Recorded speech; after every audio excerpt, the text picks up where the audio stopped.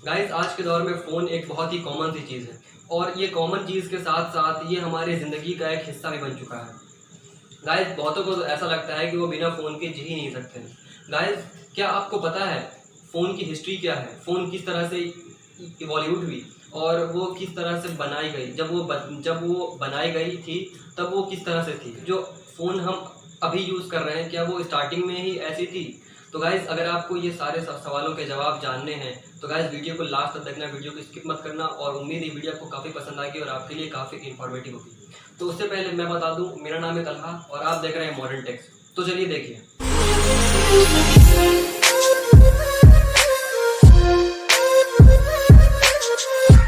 तो गाइस वैसे तो फ़ोन जैसे चीज़ की ज़रूरत तो बहुत ही पहले से होने लगी थी, क्योंकि फ़ोन जो है स्टार्टिंग में सिर्फ़ और सिर्फ कॉलिंग के लिए यूज़ होती थी और एक कॉलिंग के लिए टेलीफ़ोन के अलावा एक ऐसा चीज़ चाहिए था जो पोर्टेबल हो, जो कहीं भी ले जाया जा सके और उससे एक जगह से दूसरी जगह पर बात भी पहुंचाया जा सके। तो गाइस इस तरह की चीज़ के लिए तो काफ़ी दिनों से खोज चल रही थी, मगर 1973 में मोटोरोला कंपनी ने 3 अप्रैल को एक अपना फ़ोन का मॉडल लॉन्च कर ही दिया और वो पहला हैंडहेल्ड फ़ोन था जिसके द्वारा कॉल किया गया और वहीं के general manager doctor Martin Cooper, जिन्होंने पहला कॉल किया था एक हैंडहेल्ड फ़ोन से। गाइस वो फ़ोन आज के फ़ोन से तो बिल्कुल ही अलग थी। आजकल के जो कीपैड फ़ोन थे गाइस वो उससे बिल्कुल डिफरेंट थी। वो सिर्फ़ और सिर्फ 30 मिनट की उसके अंदर बैटरी स्टैंड बाई थी और उसे रिचार्ज करने में 10 घंटे का समय लगता था। जी हाँ दोस्तों, आज के समय में जो अभी 5000 4000 एमएएच की बैटरी आती है जिसे आप 1 दिन 2 दिन चला सकते हैं और सिर्फ अगर कॉल किया जाए तो महीनों दिन चल सकते हैं। तो उसी तरह से वो एक फ़ोन था जिसे आप अगर बात करेंगे तो सिर्फ 30 मिनट चलेगी और उसे अगर दोबारा चार्ज करना हो तो 10 घंटे का समय लगेगा। जी हाँ, और वो उसका वज़न भी बिल्कुल आज के फ़ोन से बिल्कुल ही डिफरेंट थी। उसका वज़न था 1 किलो 100 ग्राम और आज के फ़ोन की तो वज़न सिर्फ़ और सिर्फ 150 ग्राम से लेकर 100 ग्राम तक होती है, मगर वो फ़ोन की वज़न होती थी 1 किलो 100 ग्राम और वो एक ईंट से कम नहीं होती थी। जी हाँ दोस्तों, उसे ब्रिक फ़ोन के नाम से भी जाना जाता था और वो काफ़ी मतलब कि उतना पोर्टेबल और अफोर्डेबल नहीं होता था। तो इसी की वजह से 1980 तक लोग उसे ज़्यादा पसंद नहीं किए, मगर 1985 में मोटोरोला कंपनी ने एक और फ़ोन को लॉन्च किया जिसका नाम था डायनाटेक 800X और इस फ़ोन को लॉन्च करने के बाद लोगों में जागरूकता आई और लोगों ने फ़ोन की असली अहमियत को समझा और क्योंकि वो थोड़ा ज़्यादा अच्छा था और वो थोड़ा पहले वाले से अपडेटेड था, इसी की वजह से लोगों ने इसे पसंद किया। गाइस उसकी कीमत थी उस वक्त के ज़माने में 3000 यूरो, यानी कि अगर उसे इंडियन करेंसी में अगर कन्वर्ट किया जाए तो उसका वैल्यू निकल के आता है लगभग 2.5 लाख रुपए। जी हाँ दोस्तों, आपको सिर्फ कॉलिंग मिलेगी, 30 मिनट की स्टैंड बाई और उसे चार्ज करने में 10 घंटे का समय। तो क्या आप उसे लेना पसंद करेंगे? पर क्या करते, वो उस वक्त के ज़माने में नया था और लोगों में काफ़ी जोश थी फ़ोन लेने की, तो इसके वजह से वो फ़ोन बहुत बिका। तो उसके बाद फिर 1992 में नोकिया ने अपना पहला फ़ोन का मॉडल लॉन्च किया जिसका नाम था नोकिया 1011 और ये एक पहला जीएसएम सपोर्टेड फ़ोन था और ये काफ़ी मतलब लोगों ने इसे भी काफ़ी पसंद किया, मगर उतना भी नहीं पसंद किया क्योंकि ये नोकिया का पहला फ़ोन था और ये उतना डेवलप नहीं था और उस फ़ोन के अंदर एक मेमोरी कैपेसिटी थी जो उस वक्त के ज़माने के हिसाब से फ़ोन के अंदर मेमोरी कैपेसिटी होना बहुत बड़ी बात होती थी। तो गाइस उस फ़ोन की मेमोरी कैपेसिटी थी सिर्फ 99 फ़ोन नंबर्स को स्टोर करने की। जी हाँ गाइस, फिर 1996 में मोटोरोला कंपनी ने एक फ़ोन और लॉन्च किया जिसका नाम था स्टारटेक और यहीं से फ़ोन बिकना ज़्यादा स्टार्ट हुआ और लोगों ने सबसे ज़्यादा फ़ोन की अहमियत को समझा और ये मोबाइल पहला फ़ोन था जो लग्ज़री आइटम के तौर पर बिकना स्टार्ट हुआ था। उसके पहले कभी भी फ़ोन लग्ज़री आइटम के तौर पर नहीं बिका था और जब स्टारटेक को लॉन्च किया गया उसके बाद से ही मोटोरोला कंपनी चली और उसके बाद लोगों के अंदर फ़ोन की सबसे ज़्यादा अहमियत आई और क्योंकि ये पहले से छोटा था और इसकी साइज़ थोड़ी अच्छी थी और कॉम्पैटिबल थी, इसीलिए लोगों ने इसे बहुत पसंद किया। और ये उस वक्त के ज़माने में लोगों के अंदर काफ़ी महत्व होता था। जिस तरह से अभी हमारे दिलों में आईफोन के लिए महत्व होता है, उसी तरह उस ज़माने में स्टारटेक को लोग पसंद करते थे। और उसके बाद 1999 में नोकिया ने एक 5110 नाम का मॉडल लॉन्च किया, जो एक एलसीडी स्क्रीन के साथ थी। जी हाँ दोस्तों, ये पहला फ़ोन था जिसके अंदर एक एलसीडी स्क्रीन मौजूद थी और इसके पास एक एंटीना भी था जो कॉलिंग और नेटवर्क के लिए काम आती थी। और इसके अंदर थोड़ी सी अपडेटेड वर्जन थी फ़ोन्स की, मगर ये कुछ ज़्यादा ख़ास फीचर्स इसमें नहीं थे। उसके बाद नोकिया ने 1999 में 7110 नाम के एक मॉडल को लॉन्च किया और उस मॉडल में इंटरनेट की सबसे पहली कोशिश थी जो फ़ोन के अंदर मतलब यूज़ आई थी। और वो ज़्यादा नहीं चला क्योंकि वो पहला था, मगर वो अच्छा ट्राई था। बाद से कंपनीज़ के दिमाग में ये बात आई कि हम फ़ोन के अंदर इंटरनेट की सुविधा भी दे सकते हैं। तो इसी के बाद से जब नोकिया ने 7110 दिया और उसमें इंटरनेट की थोड़ी सी फीचर थी, आप उसमें वेब ब्राउज़र का यूज़ कर सकते थे, तो तब से फ़ोन में इंटरनेट की सुविधा आनी शुरू हो गई। और उसके बाद जो हमारे फ़ोन्स में आजकल कैमरा का जो दौर चला है, तो वो कैमरा का दौर स्टार्ट हुआ था 2000 में।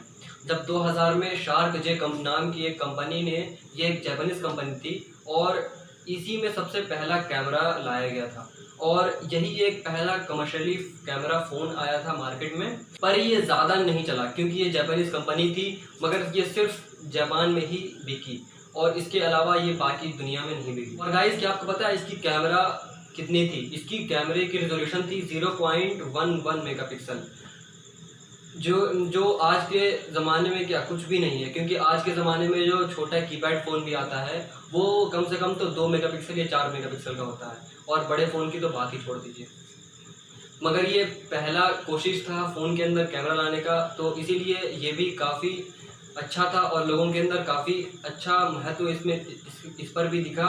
और उसके बाद कंपनीज़ के दिमाग में कैमरे का आइडिया आया और फिर धीरे धीरे वक्त बीतता गया, दौर बदलता गया और लोगों के अंदर फ़ोन के लिए कुछ ज़्यादा ही अहमियत आने लगी। और क्योंकि अब तक लेटेस्ट वगैरह भी उतने ज़्यादा नहीं चल रहे थे, तो इसीलिए लोगों के अंदर एक ज़्यादा सवाल उठ रहे थे कि हमें एक दूसरे से बात करनी है तो वो किस तरह से की जाए। तो इसी की वजह से लोगों के अंदर फ़ोन्स की कुछ ज़्यादा अहमियत आने लगी। और उसके बाद नोकिया ने 2003 में एक 3310 नाम के एक मॉडल को लॉन्च किया जो जो लोगों को काफ़ी पसंद आई। और ये पहला फ़ोन था उस वक्त जो सबसे ज़्यादा बिकी थी और सबसे ज़्यादा कमाई की थी। क्या आपको पता है जब ये स्टार्टिंग में लॉन्च हुई थी तब 12.5 करोड़ लोग इसे दुनिया भर में ख़रीदे थे, और तब से ही नोकिया का दौर आ गया और फिर लोगों के अंदर भी एक फ़ोन का दौर चल गया। और इसी फ़ोन में सबसे पहली बार कस्टमाइजेबल रिंगटोन्स और वाइब्रेशन मोड आई। और एक आपको गेम पता होगा कि नोकिया के हर फ़ोन में स्नेक जेंजिया करके एक गेम होता है जो हर नोकिया फ़ोन में आपको मिलता है।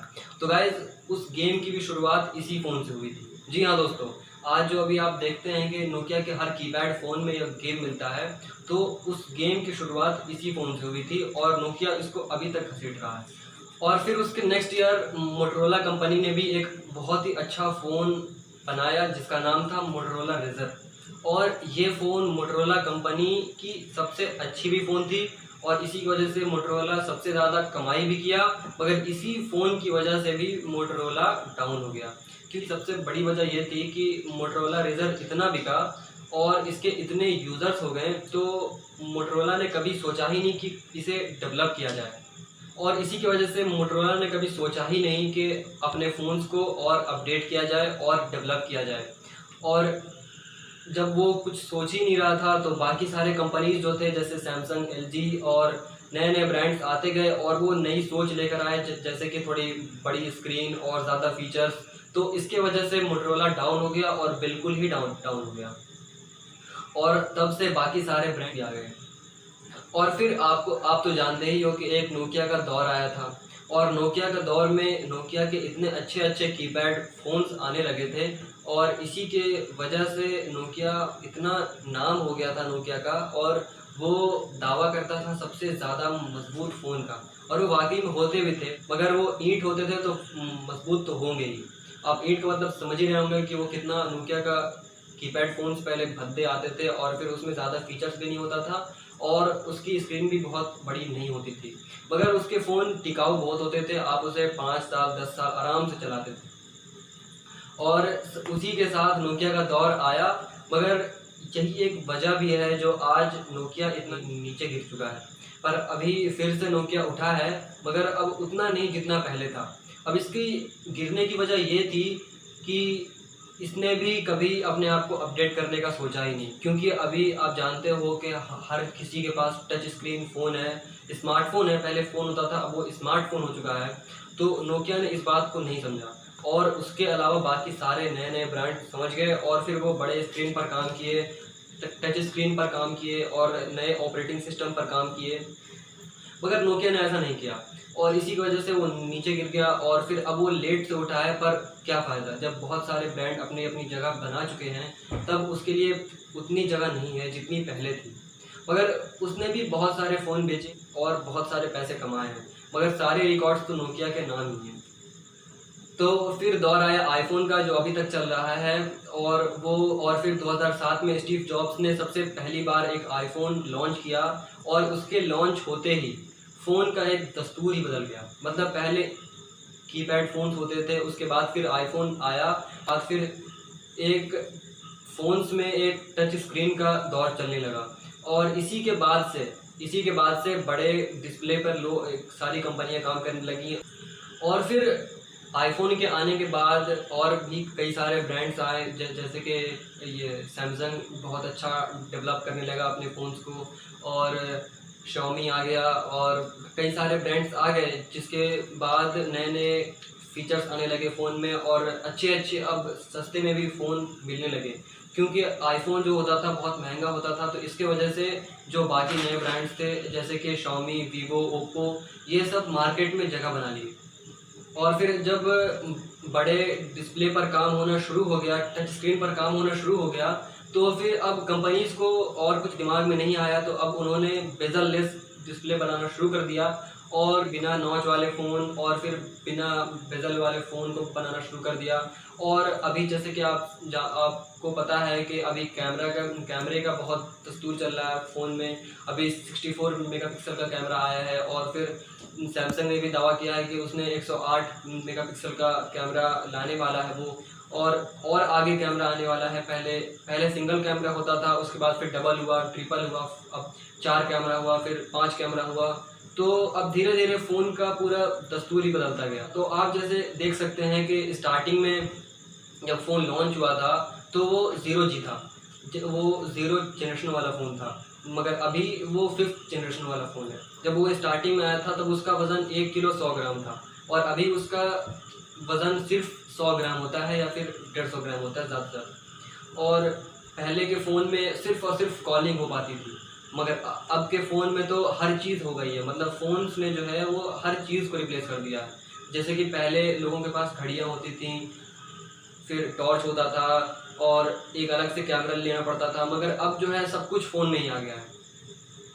तो जैसा कि हम देख सकते हैं कि फ़ोन में इतनी सारी फ़ीचर्स हैं, तो इसी की वजह से फ़ोन जो है वो हर एक की ज़िंदगी का एक अहम हिस्सा बन चुका है। तो गाइज़ ये थी फ़ोन की पूरी हिस्ट्री, फ़ोन की पूरी कथा। उम्मीद है आपको पूरा समझ में आया होगा और आपको ये वीडियो काफ़ी इंटरेस्टिंग लगा हो।